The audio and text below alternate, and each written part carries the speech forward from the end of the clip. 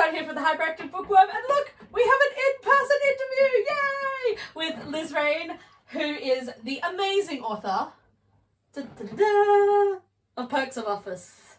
Yay! Thank you so much for coming here, Liz. No worries. Thank you for having me, giving up your morning. Oh, I love it. It's so exciting. And guys, you have to read this book. Liz has just wonderfully brought me paperback copy of it. So it's not yet highlighted, but it will be. It'll be destroyed and marked and wonderful. Awesome. All right, so we'll get straight into it. First question. Describe Perks of Office in 3 words. All right. So Perks of Office in 3 words. I would describe it as fun. Yes. Heartwarming, I hope. Oh, yeah, absolutely. And I'll borrow a word from probably my favorite review that I've gotten so far, which said, if you want to pick up something slow and horny, this is the book for you. So perhaps not slow. I think it tracks along at an all right pace, but I think I'll borrow horny. Oh, yeah, so they are perfect. Fun, heartwarming, and horny. That is so cool. For me, the Aussie-ness in this is just delicious and divine. And it was so much fun reading it and like going, oh, I know there. Oh, I know that place. And it just, I love that. I'm a big fan of the Aussie-ness. All right, so the next question we have is, how did the story of Perks of Office come about? Well, one day many years ago, I was driving around Logan, the best city in the world, where I live. And I saw, it must have been election time because they had all the election signs with someone's smiling face, like along the fence, along the train tracks or something. Oh, it was like 50 repeats of someone's smiling face. And it crossed my mind, like, what if that was your ex that you were trying to forget about? Or maybe like your crush that you were trying not to think about. Damn, yeah. And so the whole idea for the book kind of sprung from there. So someone who dates a politician. Yeah. And kind of how that plays out. I guess that's where the idea originally came from. Yeah, that whole like, it can't just be in your world, it's everywhere. Yeah, and just the last thing that you need to see is their smiling face. On a billboard, for example. Yes. Absolutely. Yeah. Wow. And which character in this book? Because this book is amazing. It's all from Emma's point of view, which I absolutely adore. She's just, I'm like, damn, she's got her shit together. She just actively does shit. I'm like, man, I love her. Yeah. But which character are you most like in the book? Well, out of the characters in the book, I'm most like Emma. Like, she's not exactly me. No. Yeah. Although every novelist's first novel, perhaps maybe their main character is a little bit the version of themselves. I don't know. I suspect that every book, no matter how many, you're going to have some of yourself in your characters. Yeah. Even if it's like a representation of stuff you despise, it's still your perspective and point of view of it all. Well, that's right. You've got to have some connection and some authenticity. Yeah, absolutely. So, yeah, no, just kind of by a series of kind of, I'm not Bridget, I'm not Hiromi, I'm not Awful Mel, so I must be Emma. Yeah. Elimination process. Yeah. Oh, I love that process of elimination. That's right. Emma is fabulous. Emma, like I said, she just goes, all right, let's do this. Just gets it done. Like without big fanfare or anything. She's just like, all right, let's go. I'm like, damn, I want that just constant ability to motivate. She's a bit like that in her work life, maybe, but she's a bit on the back foot when it comes to romance. To social. She's a bit, gets a bit frozen sometimes. Yeah, but that's hilarious. Her interactions with Bridget are just, especially at the beginning, are just absolutely hilarious. And her internal thoughts about it, like, you moron. Like, just, oh my God. Like, she knows she's being an idiot, but she can't stop herself. Yeah, that's the nightmare, isn't it? Yes, you realise that you're completely shitting the bed in a conversation, but there's nothing you can do. Like, you just like, I want my mouth to shut, it won't shut. Or I want words to actually come out that make sense, and they won't. No. And it's so relatable because, oh my God, who hasn't been there? Yeah. Who hasn't been there where you're just like, I swear to God I'm smart. I swear I am. I just don't appear it right now. Mhm. And who is your favourite character? Probably out of all the characters of the book, I think Hiromi is my favorite Yes! character. I love Hiromi. She's very Logan. She kind of personifies Logan. She really does. She's kind of like down to earth. She's her own person. Yeah. You know, she's just... And she doesn't just like pamper you either. She's just like, nah, this is how it is. Yeah, You're being you're being a tosser. Yeah. Like, plain and simple. Mhm. Like, just straight down the line. I love it. Yeah. Absolutely. That is fantastic. Now, I have to know, did you have an awful Mel experience that you kind of pulled from to create this character? Because damn, I wanted to punch her in the face. But I was so glad she wasn't all the way. Yes. Like, you know, in some books that you're just like, oh my God, can people just see what a absolute idiot this person is, or a moron, or just that vicious, that she gets caught kind of, you know, like, not caught, but yeah, the situation happens. I'm trying not to spoil, sorry guys. But yeah, like, I love that she's not drawn out all the way to the end. Yeah. Which I thought was great. But yes, do you have, or is it more like several, or?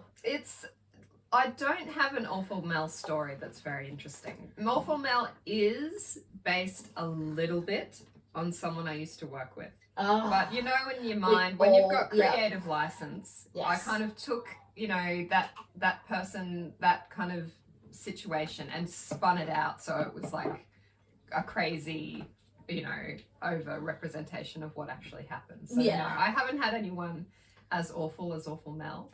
But yeah. I love that you could take that though, you know, like, when I talk to horror or dark fantasy writers, you know, they're taking out that, you know, twisted person who's pissed them off and they get to kill them and stuff. And, you know, in romances, you don't really often get to do that type of thing, but this was like that vicious little, haha, you got your comeuppance, which I liked. I was glad about that. Yes, as I was saying before, I love the Aussiness of this book.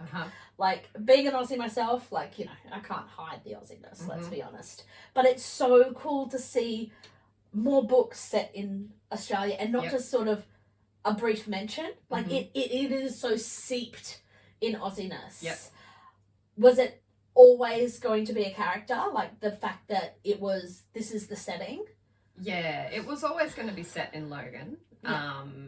When I was first starting out with it, before I started writing it, I was kind of like, oh, will it make it a bit less relatable to people in other countries? But then I thought, if I'm going to write it, I might as well write the book that I want to write. That's it. And I want it to be set in my city. Logan, the best city in the world. She's modest and subtle, isn't she? I love that. Yeah. I love it. And then it wasn't like a conscious thing all the way out, like I'm going to load it with Australianisms but it's just kind of, that's it's just how realistic. It's ended up. Yeah. But that's the thing, like, it's not put in, it's just the world that we live in. I love it because, like, I've got several Aussie authors that I love, and I absolutely adore more Aussie books, especially Sapphic books set in Australia. Well, it's kind of exploding at the moment. I know that Ilva just signed another Aussie. Oh, brilliant. So it's just, we've got them love all it. over. We've got Western Australia, Queensland, Victoria, like everywhere. Yeah, it's so cool. It's really happening kind of right now. It's great. I mean, for years we've you know, read, don't get me wrong, I love traveling to other countries in my books, but damn, there's something beautiful in being able to recognize the setting in a book or the characters in a book that are so much more seeped in the culture you know and the society you know and the, you know, botanic gardens that you know. I absolutely love that. It's so pretty. Look at it, guys. It's so pretty. I just want to read it again, okay? All right. Now, what was the hardest scene for you to write? Probably the sad ones, like the ones where Emma's kind of just shooting the shit with, especially Jake and Hiromi. They came really easily when there's dialogue. They were so great. The banter between the three of them is fabulous. So I think there's especially one scene in the middle where it's kind of Emma is fighting not to phone Bridget, but she's just so sad. Yeah. And, you know, it's just hard. You don't want to take yourself to that place and, you know, draw on any time that you may have felt like that in your own life to try and get the emotion, describe the emotions and how the body's feeling at the time and how the mind's feeling at the time. So, yeah, that was kind of slow, half a sentence and then another half a sentence. So, yeah, you know, that stuff's important. It's got to feel emotionally real, but it's definitely the hardest thing to write, that kind of thing. That absolutely makes sense. And it is, like, it's so... I love the way that Emma still functions in her world, even though her private life is just... She's sad. Mm-hmm. And it does come across in like, her work life, but she's still doing it. Like, she's still... And it's like, well, that's real. You still have to do all these things. Like, there's so few times where you can actually just disappear from the world. Yeah, that's right. So somehow you still have to get through all this and then decide if you want to talk about it, if you don't want to talk about it, if you have to kind of compartmentalize your life. And yeah, I can understand why they would be hard scenes. Yeah. And the hard thing for Emma was like she felt really isolated because she wasn't meant to be talking about it with anyone. That's kind of... It's kind of hard, that idea of feeling secret, completely cut off. Yeah. So. Yeah, absolutely, and that's secret because, you know, she's going through a heartbreak that no one knows about. They can't understand. They don't know what's going on with her. That's a bit too relatable. I can understand that. That's a bit relatable. Absolutely, yeah. Yeah. Absolutely. Now, what kind of books did you read growing up? Were you a big reader? I was a huge reader. I still am. I still identify as a reader. I love don't that. have very much time nowadays. However, at my core, I am a reader. Excellent. I would read all day, every day. I think the best writers are always readers first. Yeah. Yeah. What I've come to see, like, the books and the authors that I just absolutely admire, they're always readers first. Yeah, no, that makes sense. Yeah. So, yeah, growing up, I remember in my teens, I read quite a bit of, like, fantasy books. Did you ever read the Obernewtyn Chronicles by Isabel Carmody? Yes. Loved those. Yes. And the last one, I got hooked on them when I was, like, 12 years old. Yeah. And the last one didn't come out until I was probably about 29. Yeah, Because I know. she strung it. She's kind of like a bit secluded. She lives in the woods somewhere, and so she's not on social media. But everyone, like I had a mate I went to school with, so she's my age. She's like, when is this final book coming out?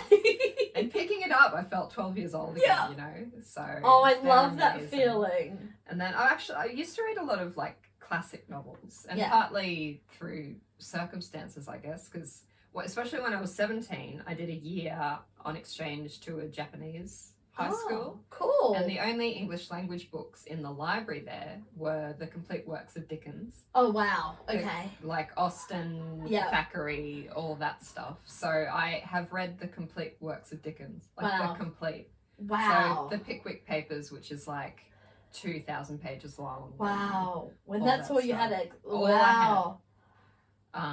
So yeah, I don't know how much that's influenced my work. Like I think maybe Emma, her work storyline where she comes to a new place and kind of works to improve her situation. Yeah. That might be a bit Dickens. That's kind of what these characters do. They come to London and they try and make it right. But I mean, I'm not saying the book's as good as Dickens. It's much better. It is so much better. It's so much easier. It's actually more enjoyable and relatable for now. No, I love this book. And I love that Emma... This was one thing that I often see in books, or maybe it happens more in books than I notice, but I really noticed how, like, Emma didn't just kind of sit there and wait for stuff. She's like, I'm not happy. I need to be proactive about this. And I love that the main character, as much as it breaks her, she's like, I can't let someone else dictate my world. I need to be proactive. I need to actually do this. Broke my heart for Bridget because it was so real and turmoil, and yes, this is gonna spoil. I don't care. I have to talk. Pause the YouTube. Go and read it. I love it. But when Bridget's there going, you don't care, and Emma's like, and the strength of her character to not go, of course I fucking care. I'm doing this because this will destroy us if I don't. Yeah, like, that's right. this will destroy me as a human if I don't do this. Mm-hmm. And like her strength to just not push back on Bridget saying, you know, like, you don't care.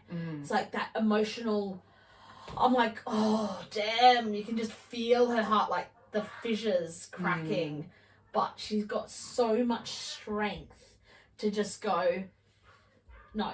Yeah. And like, and Bridget, oh my god, I love Bridget, but my god, she's so daft at times. Like, I'm like, who does that freaking magazine thing? As soon as I saw it, and Emma breaks and just cries and breaks, I was like, thank God, she's finally let it all out. She's bottled it up for all this time, and she's pushed herself through it, and she's like almost numbed herself to it. And then she breaks, and I'm like, oh God, I know exactly what Bridget's done. Yeah, and I'm like, she's so relationshiply inept. Oh yeah, she is.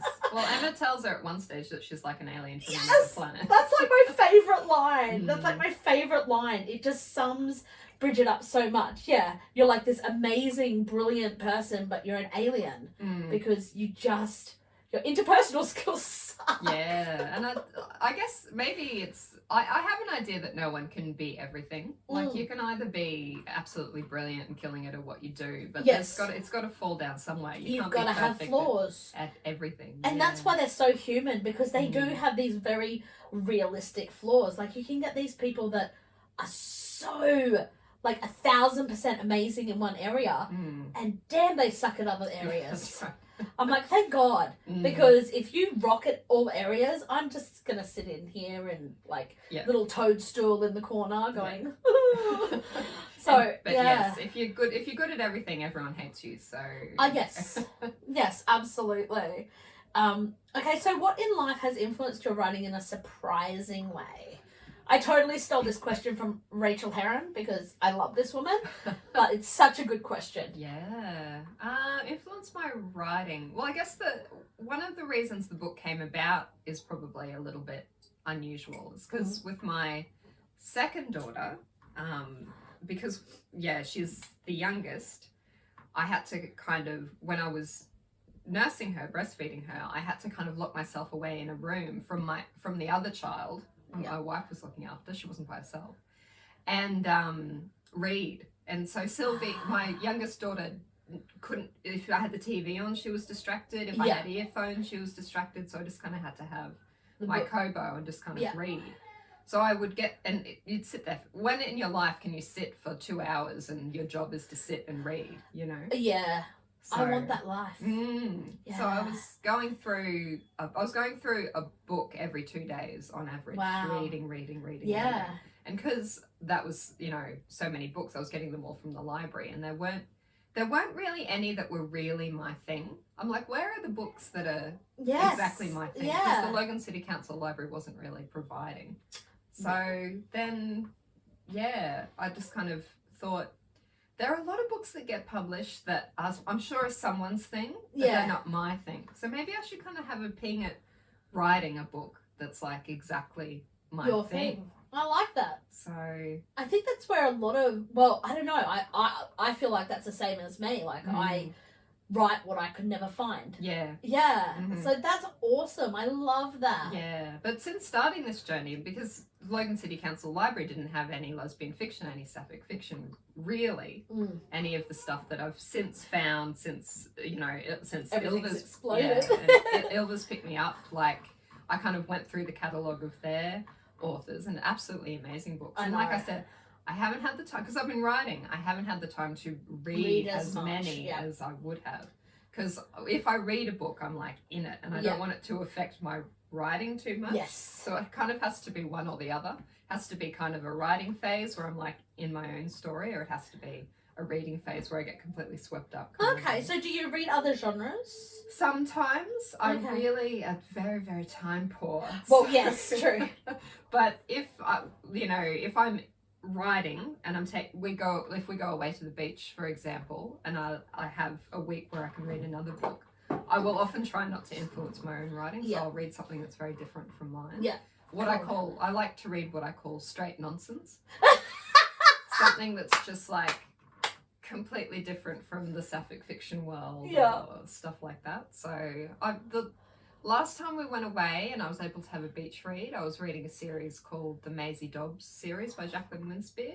She's this Maisie Dobbs is like this she's a private investigator in London in between World War One and World War Two. Okay. So and she solves murder mysteries, like cozy mysteries kind of. Cool. I love cozy mysteries. Yeah. They're those nice sort of like filler, like, yeah. and I don't mean that in any insulting way. It's like sometimes if you read really in-depth stuff, sometimes you like those palate cleansers, and I think they're just I love cozy mysteries for those palate cleanser type of things.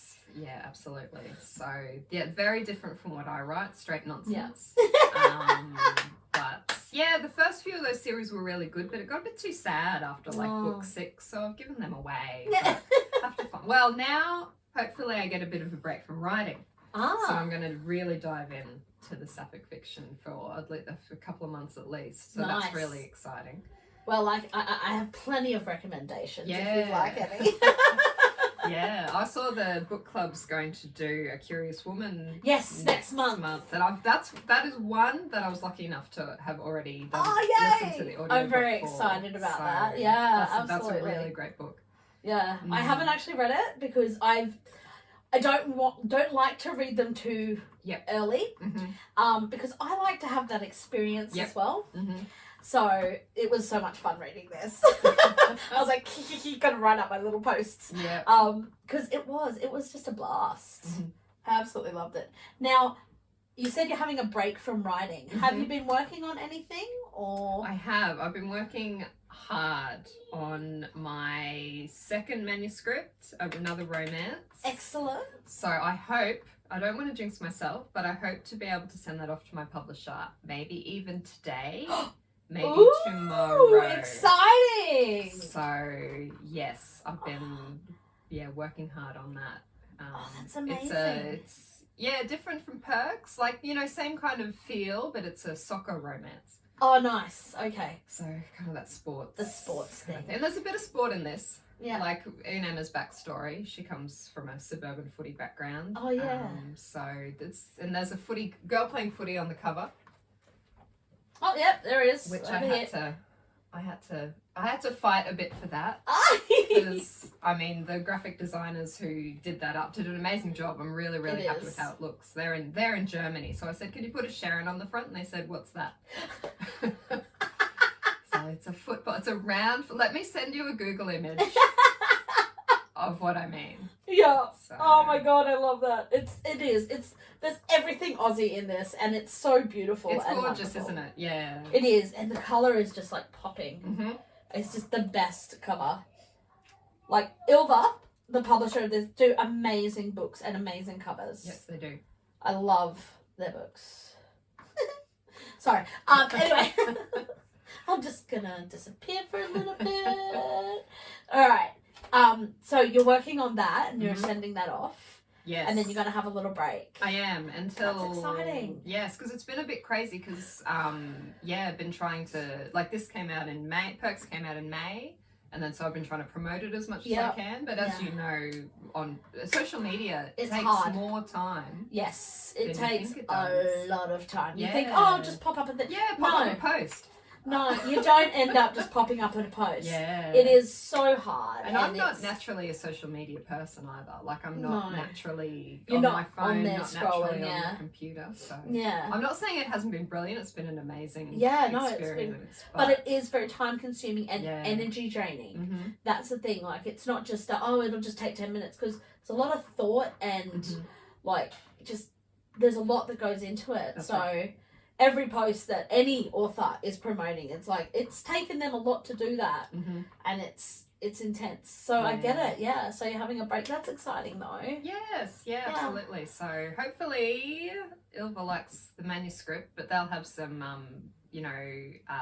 some edits. I'm sure that when I get them back, I'll work on them. But it'll be good because I've been kind of into mind frames. I've been promoting Perks of Office. Yep. But also working on this one, to get this soccer romance over the line. So it's kind of been, but and it's been fun. It's been good. Yeah, I think readers who aren't writers don't really understand that you often, by the time you are promoting a book, you've already moved on to one or two more books, like, that you're writing. So it takes a lot of mind power to go back into those characters and to really get back into the nitty-gritty of them. Yeah. If people ask me, how's your book going? They mean Perks, but you're in the headset. I'm really in that mind frame of this second one. Awesome. So I know you said you haven't read much lately, but you've read A Curious Woman. Yes. Are there any other books that you have read recently that you could recommend? Yeah, I've read Lee Winter's first novel, The Red Files, and so I wrote to her and I was like, oh my god, this was amazing. And she's kind of like, oh, thank you for reading my first ever one. Like, you know, I've come along, you know, I've come a bit of a way since then, so make sure you catch up on them as well. Not only the one from years ago, but it's absolutely amazing. It is. I had to get the paperback of it. I'm and slowly building up the Lee Winter collection. Yes. And Cheyenne Blues, All at Sea was amazing. Yep. So the only time I could kind of carve out of my day for reading it was listening to audiobooks on my commute.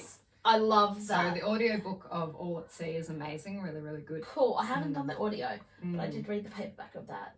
But I love audio. That's how I get through half my books because life is too busy. Yes. Actually. And I do miss, like, I've been actually trying to carve out specific just reading time instead of multitasking. Yeah, that's the thing, because if you've got an audiobook and you can be doing the dishes. And that's it. And sometimes I'm like, I just don't want to do anything else but read. And it's really hard in this world with busy and, you know, this expectation of multitasking and all that stuff. It's really hard sometimes to sit down and go, I'm going to do this and not feel guilty that I'm not doing these other things as well.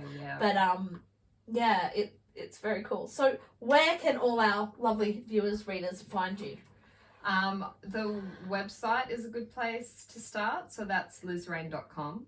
I will try to remember to track the link down in the comments as well. So that's got links to Instagram. That's the social media I'm most active on. I'm on Facebook a bit as well.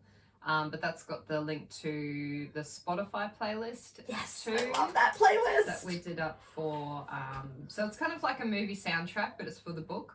So I love that. Yeah. I do the same thing when I'm writing a book. I have like a set playlist. Yeah, well, it's so useful. Like it is. I find it's a really good way to plot out the story. Even I hadn't thought about doing that way. Yeah, I actually really rely on it. That's cool. If I'm ever struggling with like a section of a book where I'm doing my first draft, I'll often have I've only written my second manuscript. I say often. Like I've had the playlist for the second manuscript locked in for months now. So if I'm ever struggling with a bit of a scene, I'll kind of go to that section of the playlist because it is kind of it does follow the narrative arc quite loosely, and like listen to the couple of songs from that section and the emotions around it kind of come to the surface a little bit. I love that. Yeah, that's one of the things that can help me out of a bit of a rut if I'm ever in one.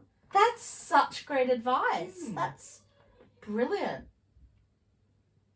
I wish I was more in tune with music. Oh, I rely on music. Yeah. A lot. Like I love listening to it. Like I've constantly got music on, but I just don't have that knowledge, that music language as much.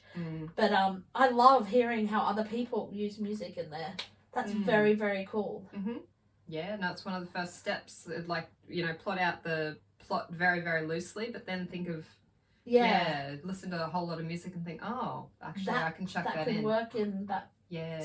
Because I have playlists, but it's like, that just gives me the feel of that book. I've never actually thought about, but that, like, kind of represents, like, an arc or, like, tri-fail or, you know, like a cycle with it. And that's really cool. It can't really match the story. Like, that would be amazing. Maybe, there probably are songs that exist in the world that can match the story exactly, but it's more the emotion. Yeah, the emotion behind it. Yeah. But that's really cool. I really love that. I mean, the audiobook will be a few months away, so we might wait for that. That's so exciting. They haven't started the process yet, but it will be out by the end of the year. That's cool. So. Do you know who the narrator is? Not yet. No? Not yet. Oh, No. And you don't get a choice on that? I think if I have an opinion on it, they will take that into account, but it depends on that person's availability. Of course. Mm. Absolutely. And if they can do an Aussie accent. Well, they'd probably have to be an Australian person. Yeah. Yeah.